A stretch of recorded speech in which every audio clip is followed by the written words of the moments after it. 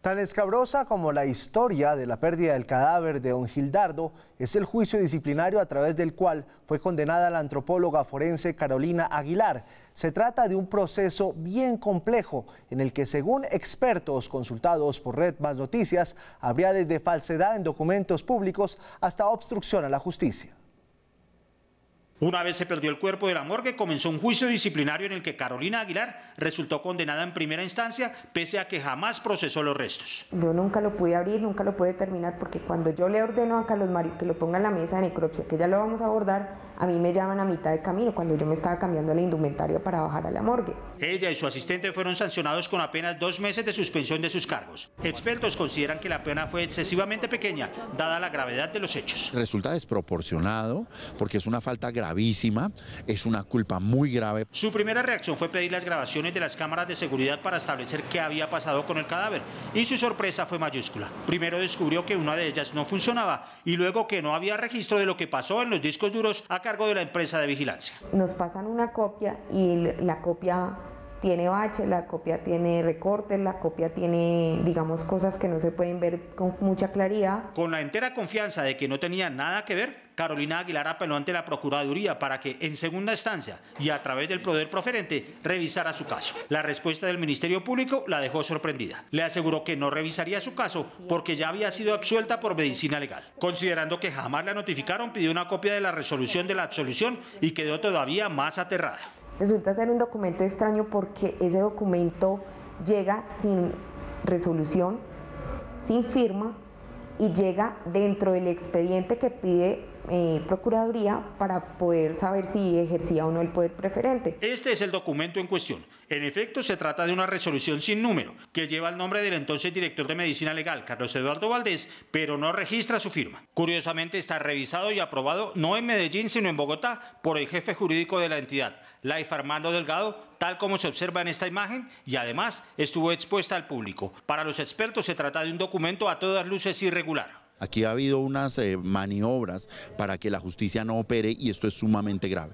Carolina y su abogado tuvieron entonces la plena certeza de que algo raro sucedía, porque Medicina Legal jamás los notificó de la supuesta absolución y, según dice, asumieron que ese documento hacía parte de una estrategia oscura, despistar a la Procuraduría para evitar que se enterara de todo lo que había pasado con el cadáver de Gildardo Ochoa. No tiene otra explicación más que hacer incurrir en un error a la Procuraduría para que no ejerciera mi poder preferente, porque ellos sabían que debajo de cuerda estaba toda la situación de haberse embolatado un cadáver, la magnitud de haberse embolatado en manos de Medicina Legal un cadáver. Y sería una especie de engaño, ¿cierto?, por parte de la entidad hacia Procuraduría, porque realmente los confundieron.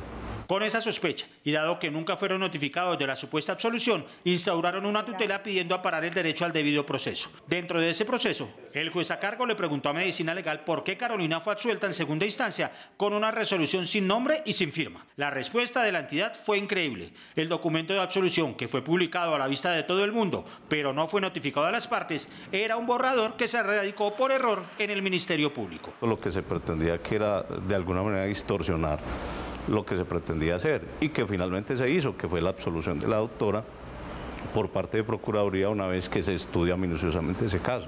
Ella no era responsable. Ese argumento de Medicina Legal, según los expertos, no tiene presentación ni peso jurídico. El funcionario es responsable no solo de la elaboración del documento, sino también de la custodia, y responde por aquellos documentos que salen de su despacho. Y aseguran que tantos errores tenían un trasfondo más delicado. Que por lo menos estamos frente al delito de fraude procesal adicionado al de falsedad material en documento público agravada por el uso.